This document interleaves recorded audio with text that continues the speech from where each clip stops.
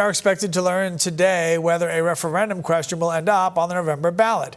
The question will ask voters if they want to only allow students to play on sports teams and use facilities based on their assigned sex at birth. Earlier this year, the group Protect Girls Sports in Maine submitted a citizen petition to get the question in front of some voters. Well, last week, Maine's Chief Deputy Secretary of State recommended that thousands of those signatures have to be invalidated because petitioners did not follow certain rules.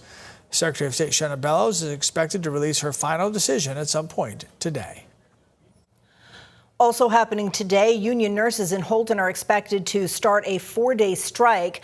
The nurses say they are protesting management's refusal to address staffing concerns. Holton Regional Hospital closed its labor and delivery services unit in May of last year. Anticipating that would force women in labor to come to the emergency room, the hospital reportedly agreed to keep at least 3 nurses on staff in the ER at all times, but the nurses say the hospital is not honoring that agreement. The strike is expected to run through Friday. The hospital says it will implement a contingency plan so that patient care is not affected.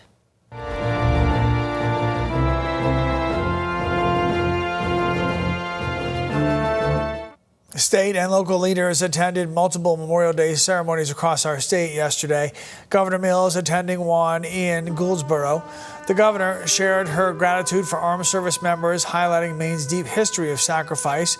Governor Mills also speaking about current military action in the Middle East, denouncing the war in Iran and calling for troops to come home. Multiple veterans we spoke with honored friends and family that never did make it home. Mills and other state leaders say the holiday is a great time to reflect and to come together as a country. We honor not fighters of fortune, but soldiers of selfless sacrifice who heard an unmistakable call to defend our Constitution and our country. And I think it's important that we remember why so many have sacrificed their lives for what a great country and what a great opportunity we have in the United States. Meanwhile, some of the veterans who attended the ceremony said that Memorial Day is about a lot more than just barbecues and a day off of work. They encouraged younger generations to participate in Memorial Day observances and learn more about military service. Senator Susan Collins marks the holiday at the Southern Maine Veterans Memorial Cemetery in Springvale. Collins is the daughter of a World War II combat veteran. She paid tribute to fallen soldiers and said military families do not bear their burden alone. She also says Memorial Day reminds us of our obligation to uphold the values that inspired such service and sacrifice. The men and women of our armed forces strengthen those mystic cords.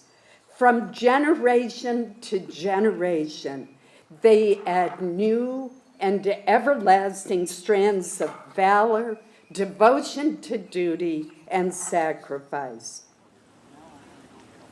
The ceremony also honored veterans who have returned from battlefields from all over the world. U.S. Senate candidate Graham Plattner was joined by 2 political allies at a large rally in Portland yesterday. According to his campaign, 1,700 people showed up to the rally at Thompson's Point. Plattner was joined by U.S. Senator Bernie Sanders out of Vermont and Democratic gubernatorial candidate Troy Jackson, the former state Senate president. Plattner says if he gets elected, he will represent working-class Mainers first and foremost.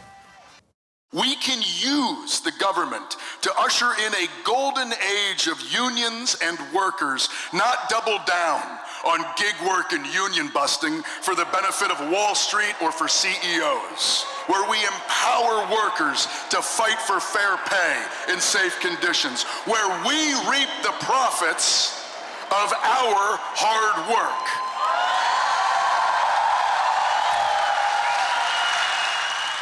Now, during his comments, Senator Sanders said 60% of Americans are living paycheck to paycheck, struggling to keep up with their bills. This was the second time Sanders has rallied for Jackson and Plattner. He endorsed them 9 months ago and then attended a rally with them in Portland last Labor Day.